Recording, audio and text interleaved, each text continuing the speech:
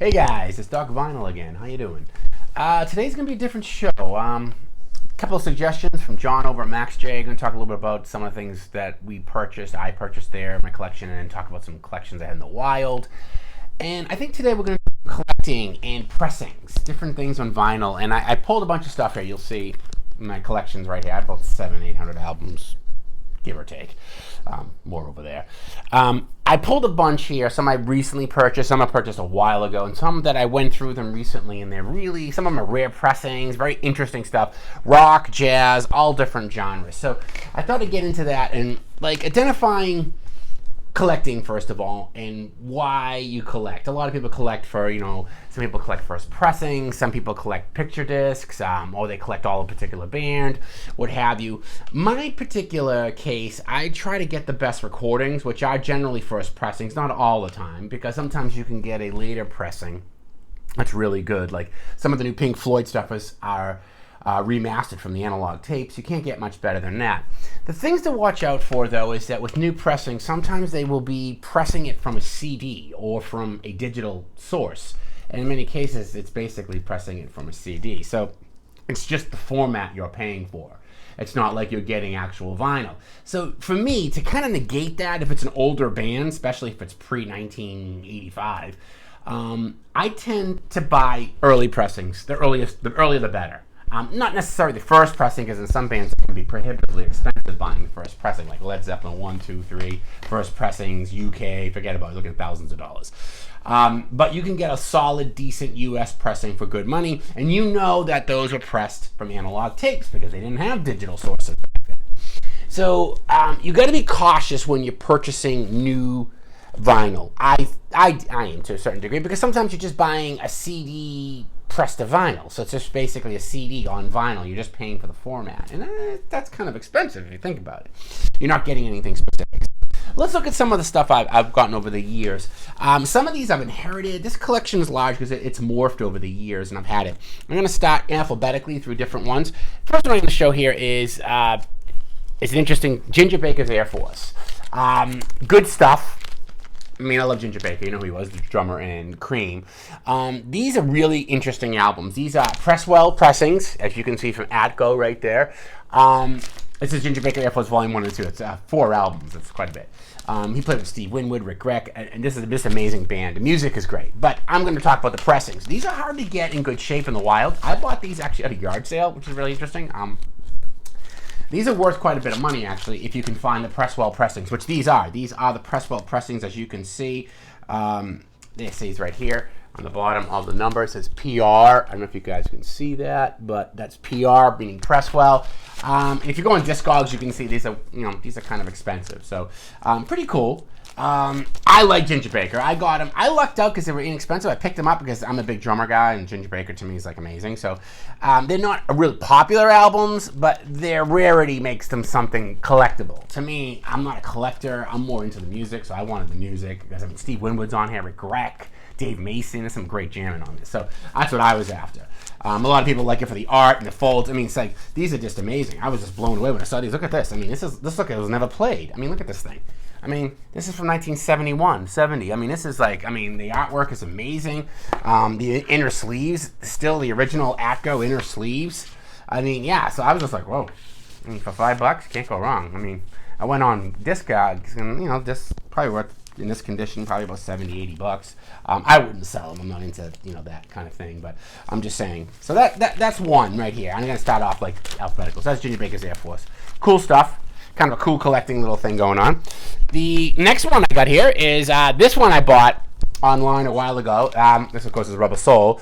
This is the UK pressing of Rubber Soul. This is the first stereo pressing on Parlophone. This is the real Parlophone, too. This is the real British one, as you can see. The real Parlophone. Just amazing. The sound quality is pretty awesome. That's the reason why I got it. And I also have the original outer sleeve. This is the UK one, which is a gloss wraparound. As you can see, the wraparound right here. This is not gloss, but the picture on the front is. UK. One thing about UK is that their pressings are really, they're cheap. They're light. They're not as heavy as the sleeves we have. And of course, Great Britain. It says right here, printed. Gets a whole British thing right here. But yeah. this is another great album. I got this because this is my favorite Beatles album. I have like 4 different versions of this album. I have this one. I have the US stereo, which was my mother's. I have the mono US. So I think I have 3 versions of this. So yeah, this is one of my favorites. And I thought I'd put that over there. So pretty cool stuff. Moving along. Here's another one I have. Black Sabbath Paranoid. Now, if you look at it and go, well, that's a pretty common album. It is because it was released on Warner Brothers United States, but this is a UK first pressing, and the UK first pressing was released on Vertigo. And Vertigo have the amazing labels. I mean, this is a grail find. I lucked out on this, to be completely personal on this one. I had a friend in England who has a store. He had a copy of this. This in England is about $80 to $100. I had a Doors first pressing, and we did an even swap. This has gone up significantly because metal now is real popular. And of course, this is one of the first early metal albums. This is Paranoid, probably the most biggest early Black Sabbath album. But yeah, this is the original Vertigo pressing, which is just simply amazing. You just have to show it to you. That's the Vertigo. Just really cool Black Sabbath. Their first 2 or 3 releases were on Vertigo. And I have a couple other Vertigos too. I have a Rod Stewart and a couple other smaller bands. Vertigo stuff is real expensive. It's highly collectible because they only released it once. It was never... Now, I know they're re-releasing Vertigos, but they're not with the label. Now, this is complete, but what it does not have is the Vertigo inner sleeve, which the inner sleeve has, see this kind of like psycho kind of like, thing going on? They have that on the sleeve, and then this pops through in the middle. I don't have this didn't have the inner sleeve. You can buy the inner sleeves like $20, but they're not real, so I'm not that much of a collector. So I prefer to keep my stuff in MoFi sleeves. We're going to talk about in a minute. I have MoFi sleeves, and that's what I do. So I mean, for condition and high quality I always use MoFi sleeves. They're anti-statics and stuff. All right, so that's Black Sabbath, great album. Another rarity. I found this one in a flea market. I found this maybe 5 years ago, 6 years ago. One of my favorites, Blondie's first album. This is the original pressing. This is the original U.S. pressing of it, as you can see right there. Just amazing. This is another one that shot up amazingly because Blondie was on tour. I found it at a yard sale, flea market kind of thing. Yeah, I think it was like $5. It was in a bin. And I was just impressed because it was in really, really good shape. I love the 50s thing going on the back of the cover here with Blondie. This was great. It didn't have the inner sleeve, so the guy thought it was kind of like, because, I guess the inner sleeve had the original lyric sheet, which it doesn't have. Well, no big deal. It's not like, but this is, again, Blondie's first album, which is really, really cool. And, again, it's a highly collectible, I guess. But it's a really great pressing. That's the other thing about all these pressings. These are all really, really good recordings. That was I'm going for, is the good recording stuff. Then, as I go through this, one of the next ones I got this recently over at Max J Records. And this, of course, is a 6i Dave Brubeck Timeout, Take 5. This is this amazing album. Now, this has been re-released on 180 gram, which sounds pretty good. But as you can see, this is the original Columbia 6i.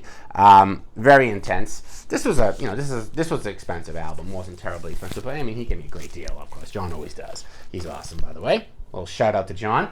But definitely, as you can see, the 6i Dave Brubeck. This is, of course, monumental jazz machine effort. 1959. Now, the original was in mono. The stereo is good. So there's a debate back and forth whether the mono is better, the stereo is better. But I didn't realize that the pricing of the mono and stereo are about at equanimity. That neither one's really more than the other. So the stereo release is good. So this is a really good. And this is an original release. It's in great shape. Sounds amazing. So, can't go wrong with that. So, and again, like I said, I like the first pressings if I can get them. All right, moving along to some other bands I have. This is, of course, my favorite band. I thought I'd pull these guys out. Now, this is Emerson, Lake and Palmer, and of course, you all know. I'll be doing them soon. I haven't done them yet. I know I'm holding off because I have so much ELP and so much to do, and I might do it in a 2-part show, but that's for another time. Emerson, Lake and Palmer. Oh, my God. So, what do I have? I have the original British Island release. Pictures at an exhibition. And then I have the really rare and hard to find original master recordings from MoFi, as you can see right there. Amazing. These are shot up in price. I got these for $25, $30. These are now closing in on $100 a pop. Do they sound better? Well, I've listened to them head to head. UK first pressing closest and the MoFi. They're both pretty damn good. This is just a little bit cleaner, but this has more depth to it in sounds and some of the intricacies of the original recording. But they're both really great for what they are. These are good.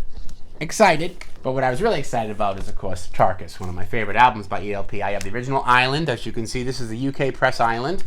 And this with the original master of MoFi. So this is the MoFi recording. Really, really good. These are real tight. The difference between the two of these is this one I would say has more timbre and bass in it. It's really, really colored. It's got a little background hiss because of the recording time. This cleans up the background hiss, but almost sterilizes it just slightly bit, because I know this piece really, really well. Obviously, inside and out, iconoclast, master. But they're both really great for what they are. Highly collectible, both of these now. Of course, with two members being dead, both Keith Emerson and Greg Lake. So, you know how that goes. All right. So, that's another cool one I found. As we go through my thing here, another one here I found a while ago. Benny Goodman, Carnegie Hall concerts. This is the 1938 Benny Goodman concerts, and these are just amazing. It comes in the slip sleeve, the slip cover sleeve, the original one. This was re-released in the early 50s. This is the one I have. The original recordings obviously weren't on vinyl in 1938 because they didn't have vinyl. These are released on Columbia mono gray sleeves. These are the gray labels, and these are the originals, and these are really good. Now, these were cut from the original recordings of this live concert, which is amazing. Gene Krupa's on this, Lionel Hampton. Oh my God, it's like the who's who of jazz in the 1930s. It's all swing, which I love. So, I mean, it's again a genre thing that people like, and I love Benny Goodman stuff. It has swing, swing, swing. This has like every big hit that Benny Goodman ever did are on here. And of course, these are in MoFi sleeves. This isn't a terribly expensive set. You can probably get a really good one of these for about $20-25. That's 2 albums. Look at it. It comes in this nice big case. So, I mean, I think I paid $15 for this. Sounds great, but it is mono. So, you realize that when you play it in your system, it's not going to be as full and rich as your stereo recordings. They did do a stereo one. It doesn't sound as good. The mono is really the way to go. Granted, you lose some of the stereophonic sound, but you do get more of the timbre and stuff. So, great stuff. Can't beat Mr. Benny Goodman on that one. Now, let me put Benny back. And another album I found, I go over at Max J. He gave me a pretty decent deal on it a while ago, and they're going up. Iron Maiden, Peace of Mind. And this has got Trooper on it. Amazing album. The cool thing about the Iron Maiden albums, which makes them highly collectible, especially the first pressings, this thing's already, I think, worth $50 now. I mean, I bought it from John for like $15-20, and they just go up. The reason why, and this one's in decent shape, not great shape. It's got a little ring wear and what have you. But, I mean, if you look at the labels are amazing, first of all. The Iron Maiden artwork. And then this one, I believe, has the inner sleeve. I'm pretty sure it does. I think it does. I can't remember. Yeah. This has the original inner sleeve with the lyrics and the band and what have you. So, pretty cool stuff. Any of the early Iron Maiden pressings, any of their first like 4, 5, 6 albums with Eddie and the paintings, very, very sought after, highly collectible. Especially the other one too is of course the early Metallica. I'm not a Metallica fan. That's just too much. This is about as heavy as I go with Iron Maiden, maybe Rainbow, that kind of thing. I don't get into Metallica and thrash metal and all that stuff. That's not my thing. I'm just too old for that shit. But yeah, Iron Maiden, great album. Cool, highly collectible stuff. All right, so as I go through here, I got a couple more. I got a Crisscross, which I got again from John. This is Thelonious Monk on a one-eye Columbia. This is the second release, but early close recordings. This is mastered from the analog recordings. This is a classic jazz album. This is some of Monk's greatest work. Just cool to have it on the Columbia. Really, really, really cool. Love it. Absolutely love it. All right, moving along. A couple other releases, and then I'll just talk a little about collecting and then shut up. I got Van Morrison. This is Van Morrison's first album. This is called Blowing Your Mind. Amazing. This is on Bang Records. I mean, look at this. Look at this label. So cool. 1967 release. This is with Brown Eyed Girl. Everyone knows the Brown Eyed Girl song.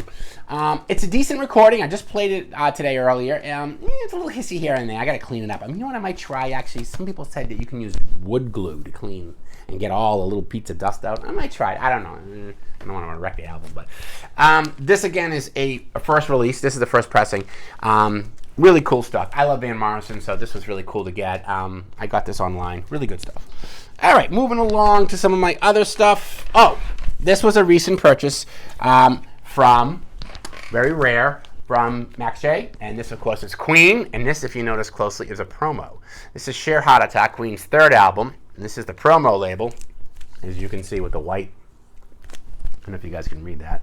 The white promo label. I listened to it. Sounds great. Promos are always really good because they're usually very, very close to the original recording, especially during this time period. So they are cut directly from the analog tapes. And this was worth some money. And this is in pretty good shape. It's got a little ring wear and everything. You know, it's not 100% mint, but it's pretty cool. It's definitely a highly collectible item. I liked it because I needed the album in my collection. John gave me a decent price on it. Really did. I mean, he could have really gotten a lot more money for this, but he really gave me a good deal because, you know, we're good friends. And I wanted it for my collection, and I liked the early pressings, and I just, you know, it was cool. So, you know, it was great. It's a great, great album. I mean, I love the material on it. So, really cool. Highly collectible. And as I go through here, I got some classical and some more jazz, but I'm just going to, you know, leave that as is.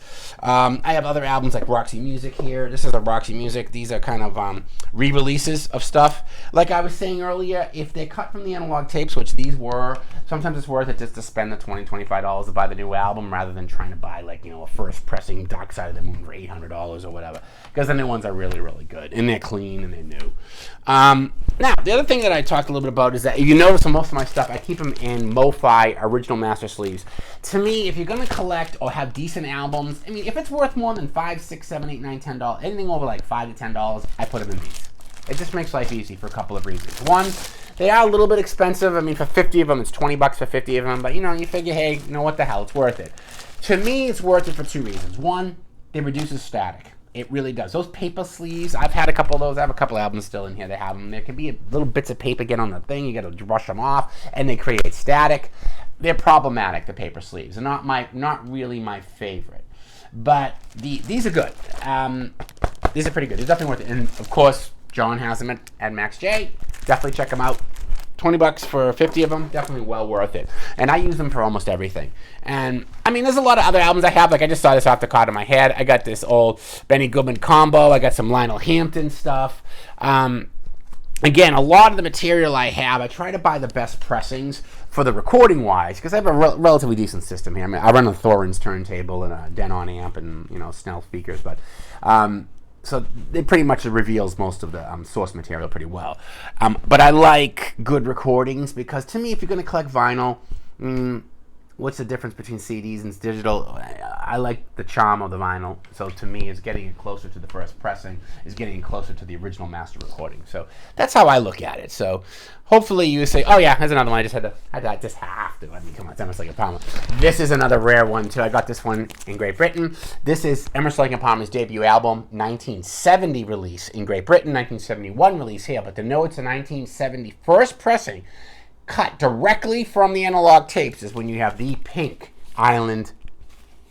Now, this was done on two different English recordings. It was the other one with the island sleeve I showed you before with the palm tree. That's the second pressing. This is the absolute first one, and so does the King Crimson first album have this. This is a lot rarer to get, and this sounds a lot better. Some of the bass is really rich. The voice sounds amazing. This is just a really, really, really good album. So, of course, it's my favorite band, so I splurge a little bit on my favorite band. But, you know, the other one's like, you know. But like I said, and when it comes to collecting and keeping your vinyl, it's obviously, you all know to store it up right, obviously. I mean, these little cases, you go get them at IKEA for like $40. These things are awesome. Can't go wrong with these.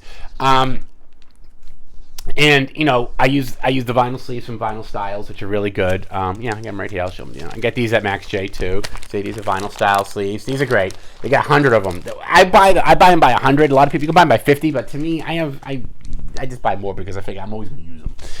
And like I said, some of the pressings I have a couple multitudes of pressings, but not a lot. There's only a couple bands where I'll have, like the Beatles I showed you. I have a couple different pressings. Some ELP I do. Some of my favorite bands, but not everything.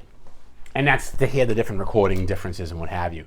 So that's my show for today. So I hope you guys like it. Love to hear what you guys have to say about your collection. Tell me what's your favorite stories. Finding that Grail find, finding that record for $5 that's worth $100. I mean, everyone loves to hear those stories. Those are fun. If you're like, I got a first pressing, Led Zeppelin 2, hot mix, Bob Ludwig. I got it at the flea market for $2, and you know, and everything was there, and you know, that kind of stuff. You hear those stories all the time. You know what I mean? So that's cool, and I like to hear what you guys got to say. And that's my show for this week, and I'm going to get back to bands next week, and I got a couple of new things coming up. If you guys have any suggestions for shows, please put it in the comment section. I hope you can subscribe, and I hope looking forward to it, and I'll see you guys next week. Take it easy. Doc Vinyl signing out.